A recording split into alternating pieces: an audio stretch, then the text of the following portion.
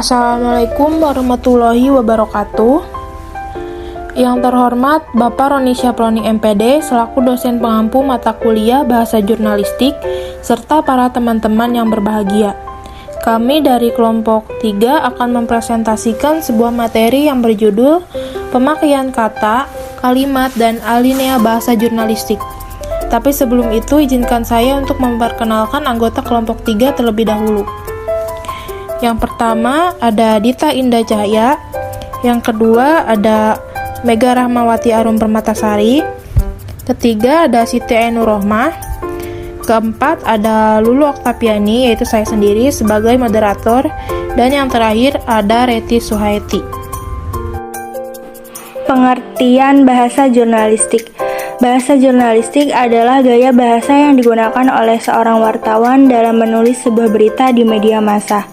Menurut Chris Budiman, jurnalistik berasal dari bahasa Belanda yang berarti kegiatan penyiapan, mencari, mengumpulkan, mengolah, menyajikan penulisan, penyuntingan, dan penyampaian berita kepada khalayak melalui saluran media tertentu.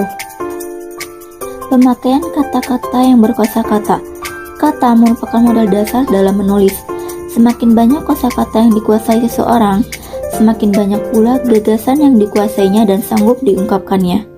Dalam penggunaan kata, penulis yang menggunakan ragam bahasa jurnalistik diperhadapkan pada dua persoalan, yaitu ketepatan dan kesesuaian pilihan kata.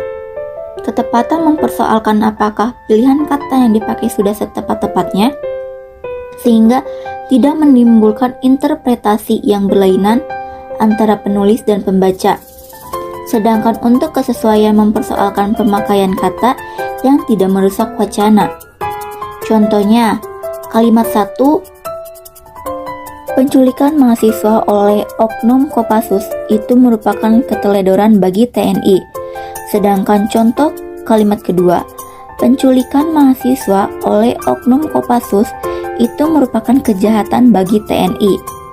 Dari dua contoh kalimat di atas, kita dapat melihat ada kata antara keteledoran dan kejahatan. Untuk penggunaan kata yang tepat sebenarnya adalah kejahatan. Namun, untuk meminimalisir dampak maka diubah menjadi keteledoran. Penggunaan kalimat efektif. Kalimat dikatakan efektif bila mampu membuat proses penyampaian dan penerimaan itu berlangsung sempurna. Kalimat efektif mampu membuat isi atau maksud yang disampaikan itu tergambar lengkap dalam pikiran si pembaca persis apa yang ditulis. Keefektifan kalimat ditunjang antara lain oleh keteraturan struktur atau pola kalimat. Penggunaan alinea atau paragraf yang kompak. Alinea merupakan suatu kesatuan pikiran, suatu kesatuan yang lebih tinggi atau lebih luas dari kalimat. Setidaknya dalam satu alinea terdapat satu gagasan pokok dan beberapa gagasan penjelas. Pembuatan alinea bertujuan memudahkan pengertian dan pemahaman dengan memisahkan suatu tema dari tema yang lain.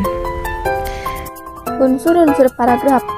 Alinea merupakan suatu kesatuan pikiran, suatu kesatuan yang lebih tinggi atau lebih luas dari kalimat. Setidaknya dalam satu alinea terdapat satu gagasan pokok dan beberapa gagasan penjelas. Pembuatan alinea bertujuan memudahkan pengertian dan pemahaman dengan memisahkan suatu tema dari tema yang lainnya. Unsur-unsur paragraf ini ada 4 macam, yaitu transisi, kalimat topik, kalimat pengembang, dan kalimat penegas. Dari keempat unsur ini tampil secara bersama-sama atau sebagian. Oleh karena itu, suatu paragraf atau topik paragraf mengandung 2 unsur yang wajib, yaitu kalimat topik dan kalimat pengembang. Kesimpulan. Sebagai jurnalis harus dapat mengungkapkan informasi secara singkat, padat, sederhana, lancar, jelas, lugas, dan menarik yang disesuaikan dengan perkembangan bahasa dalam masyarakat.